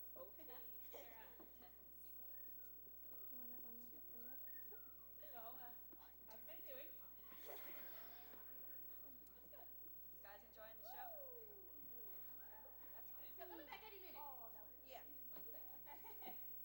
Oh, over there. Oh, wait a minute. Oh, way back. Yeah. Wait, that's not fair.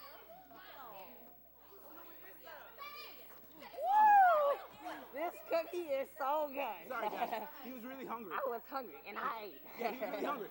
He was really hungry. Guys, you know you have to eat. You can't keep going. There's no food.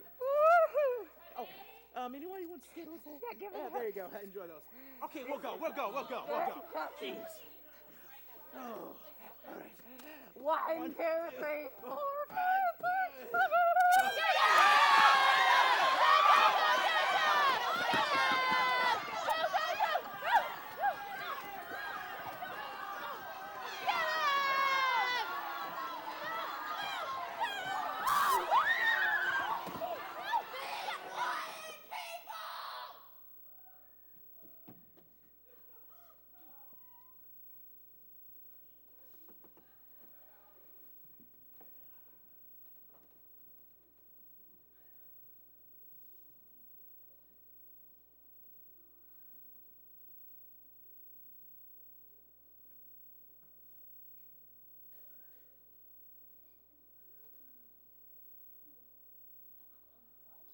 A nun? You got to be kidding me. Wherefore throng you hither?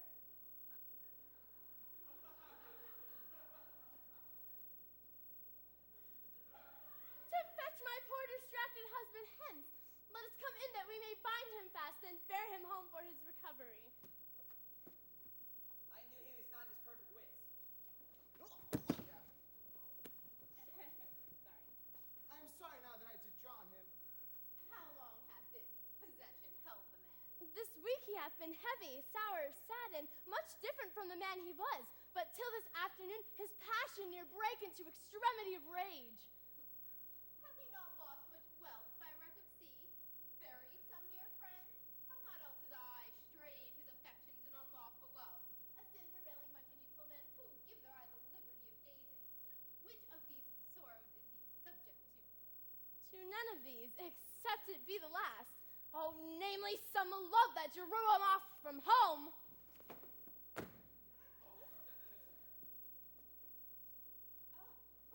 Wait, go back. I got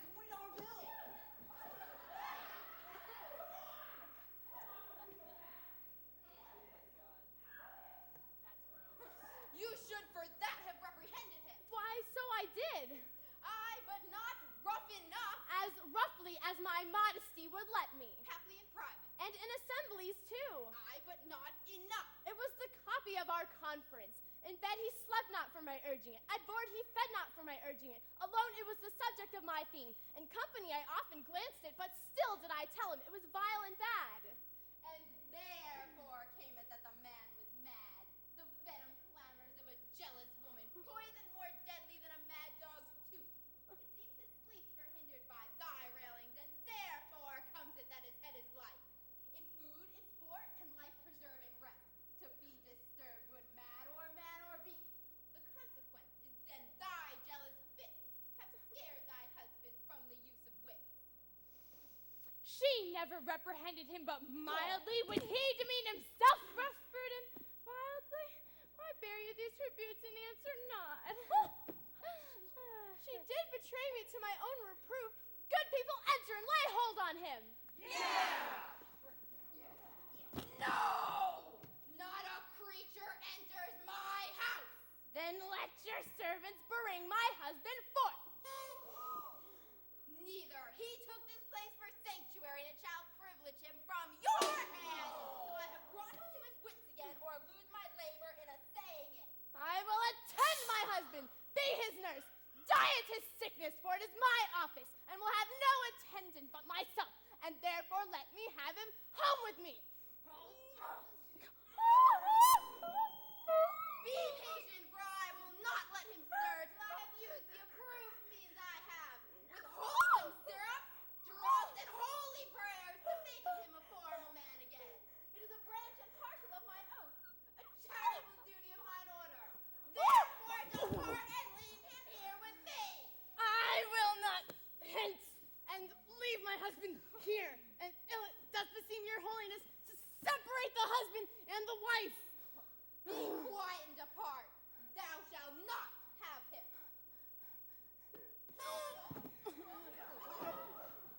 Complaining to the Duke of this indignity. Come, go. I will fall prostrate at his feet, and never rise till my tears and prayers have won his grace to come in person hither, and take perforce my husband from the abyss. By this, I think the dial points at 5. Anon, I'm sure the Duke himself in person comes this way to the melancholy vale. The place of death and sorry execution behind the ditches of the abbey here. Upon what cause? To see Reverend Sir Accusing Merchant, who put unluckily onto this bay against the laws and statutes of this town, beheaded publicly for his offense. We'll see where they come. We will behold his death. Each yawn's head, in a basket each yawn's head, in a basket each yawn's head, in a basket each yawn's head, watch it roll. Wait, what? You. Oh. Gonna chop it off, throw it away.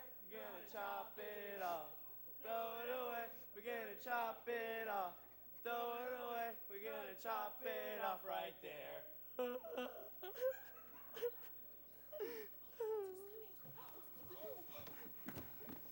Kneel to the Duke as he passed the abbey.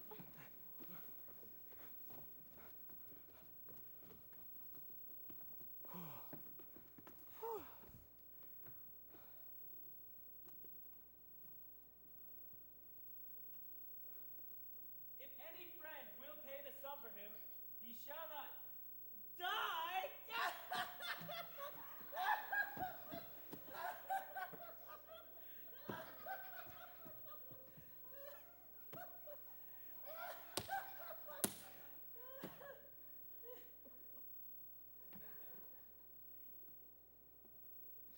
So much we tender him, Justice, most sacred Duke, against the abbess. but she is a virtuous and reverend lady. It cannot be that she hath done thee wrong. May it please your grace. Antipholus, my husband, who made lord of me and all I had, your important letters, this ill day most outrageous fin and madness took, that desperately heard through the streets, with him his bondman, all his majesty, doing displeasure to the citizens by rushing through their houses, bearing things, rings, jewels, anything his rage to like. Once I get them bound and sent their home was to take order for the wrongs that what they here and there in his fury had committed. Anon I went up by what strong as he proved from those that had the guard of him, and with his mad attendant and himself, each one with ire full passion, with drawn swords, met us again and madly bent on us. till racing and Moray came again to bind them, and they fled to this abbey here where they be pursued. Now the abbey shuts the gates on us and will not suffer us to fetch them, notwithstanding for them we bear heads.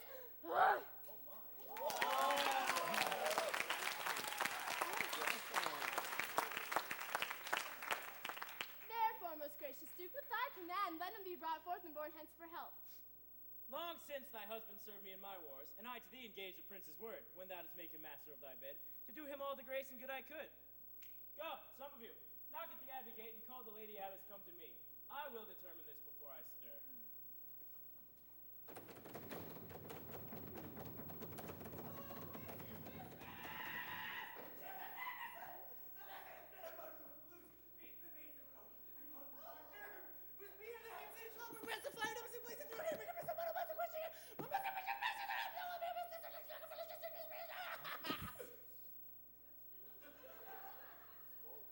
What?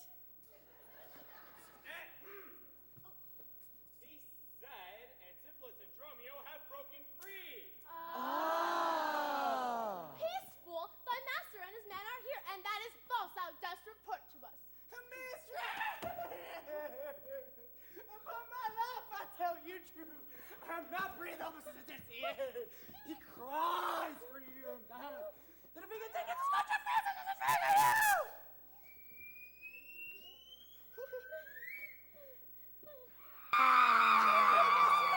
Fly, be gone! Come, stand by me. Fear nothing. Guard with halberd. Why, me, it is my husband. Witness you that he is born about invisible. Even now we house in an abbey here, and now he's there. Thus thought of human reason.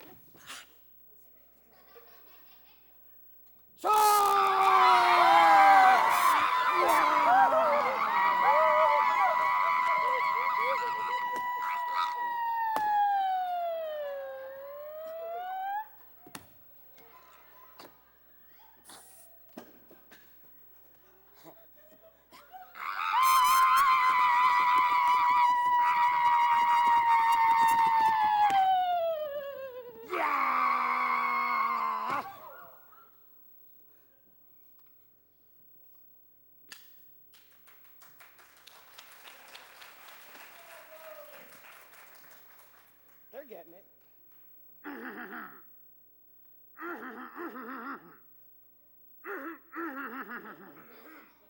Chump.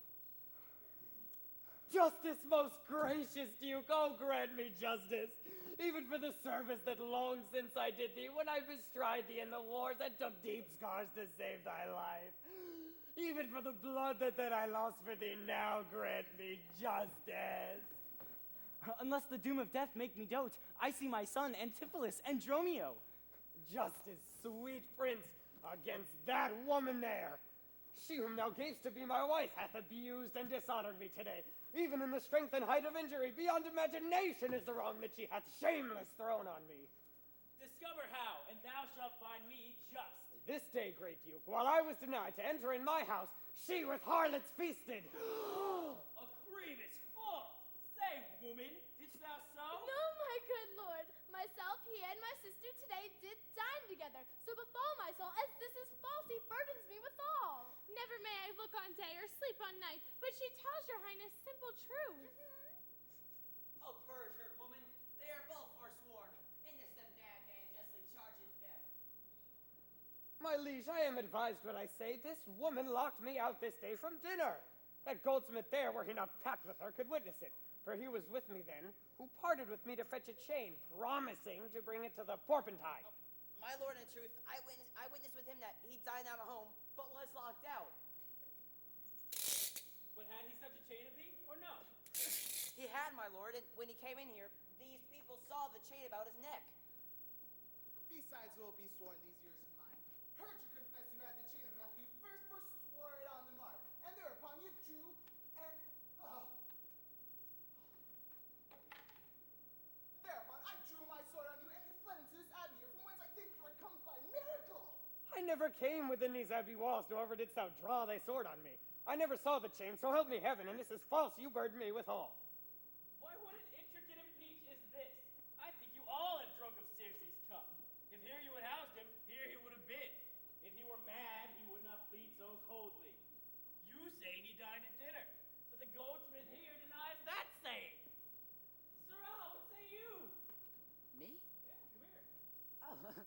Okay, sir. He dined with, where is she?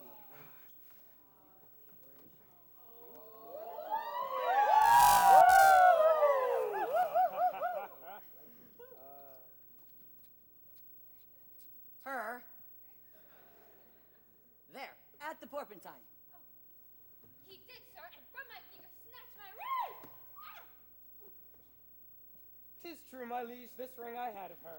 What, sawest thou him enter at the abbey here? As sure, my liege, as I see your grace. Well, this is strange. Call the abbess hither. I think you all are stark mad, or mated. Yeah. Most mighty Duke, vouchsafe me say a word. Haply I see a friend that will save my life, and that pay with the sum that will deliver me. Speak freely, Syracusian, what thou wilt. Get out of the way. I pray, sir, is not your name Antipholus, and that your bondman Dromio? Within this hour, sir, we were bondmen. But he, I think, him gnawed my ropes in two.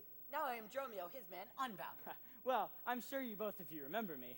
We, sir, remember by you, for lately we were bound just as you are now. You're not one of Pinch's patients, are you? Why you look so strange on me? You know me well. I never saw you in my life till now. Oh, grief hath changed me since you saw me last, and careful hours with time's deformed hand has written strange features upon my face. But I pray, sir, does that not know my voice? Ha! Neither. Dromio, nor thou? Ha! No, trust me, sir, nor I. Oh, I'm sure thou dost. And I am sure I don't. And whatsoever a man denies, you are bound to believe him. Oh, time's extremity. Hast thou so cracked and splitted my tongue that in 7 short years my only son knows not the feeble tune of untuned cares? But I pray, sir, thou art my son Antipholus.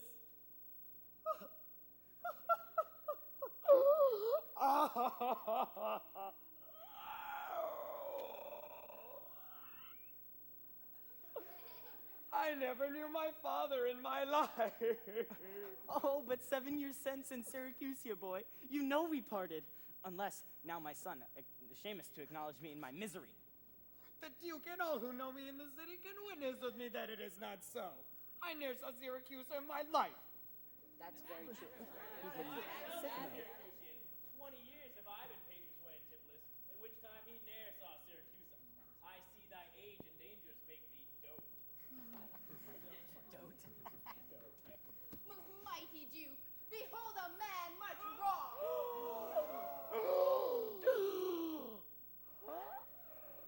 I see 2 husbands. Or do mine eyes deceive me?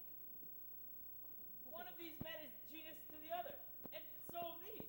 But which is the natural man and which the spirit? Who deciphers them? I, Sir Dromio, command him away. No, I, sir, am Dromio. Pray let me stay. Egeon thou art, or else his ghost? Oh, my old master, who hath bound him here? Whoever bound him, I will loosen his bonds and gain a husband by his liberty. Speak, old Egeon, if thou beest the man that hadst a wife once called Amelia, that bore thee at a burden 2 fair sons. Oh, if thou beest the same Egeon, speak and speak unto the same Amelia. Why, here begins his morning story, right? These 2 Antipholuses, these 2 so like, and these Dromios, one in semblance. Besides her urging of her wreck at sea, these 2 are the parents to these children, which accidentally are met together. If I dream not, thou art Amelia. But I pray, if thou art she, where is the son that floated with thee on that fatal raft? By men of Epidamnum, he and I, and the twin Dromio all were taken up. But by and by, rude fishermen of Corinth by force took Dromio and my son for them, and me they left with those of Epidamnum. What became of them I cannot tell, I to the fortune that you see me in. Antipholus, thou camest from Corinth first? No, sir, I came from Syracuse. Stay, stand apart. I know not which is which. I came from Corinth, my most gracious lord. And I with him. Brought to this town by that most renowned warrior, Duke Maniphon, your most famous uncle. Which of you 2 did dine with me today? I, gentle mistress. And are you not my husband? No. Oh. I say nay to that. And so do I, yet did she call me so. And this fair gentlewoman here did call me brother.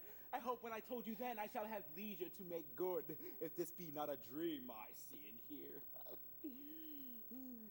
That is the chase, sir. What you had of me? I think it be, sir. I deny it not.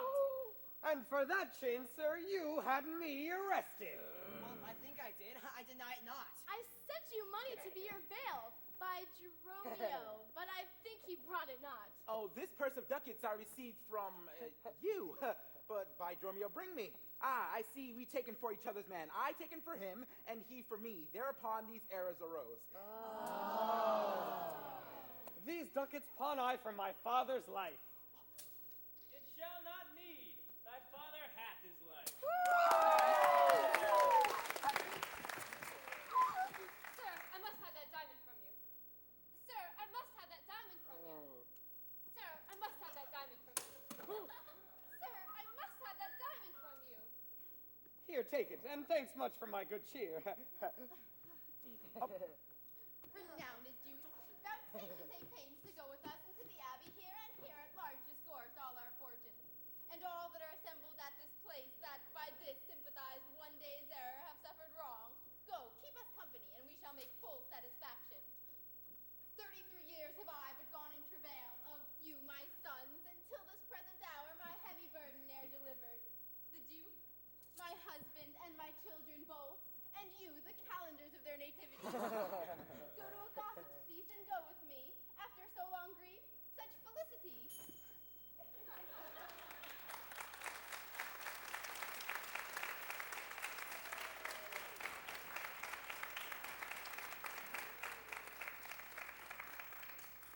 With all my heart, I'll gossip at this feast. Master, shall I fetch our stuff from shipboard? Dromio, what stuff of mine hast thou embarked? Well, good to late host in the Centaur. He speaks to me. I am your master, Dromio. Come with us. We'll look to that anon. Embrace with your brother there. Rejoice with him. There's a friend at your master's house that kitchened me for you to dine today. She will be my sister, not my wife. Methinks you are my mirror, not my brother. I see by you that I'm a sweet-faced youth. No, sir.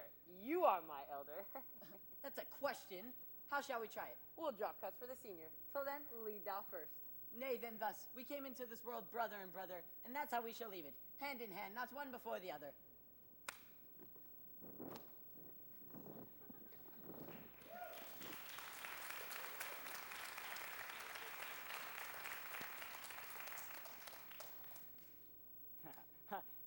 Hey, guys.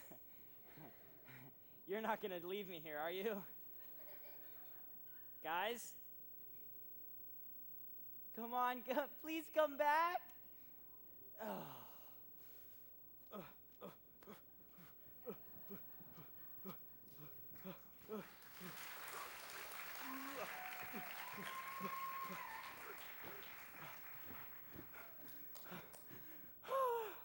Oh, guys, please come back. I need help, please.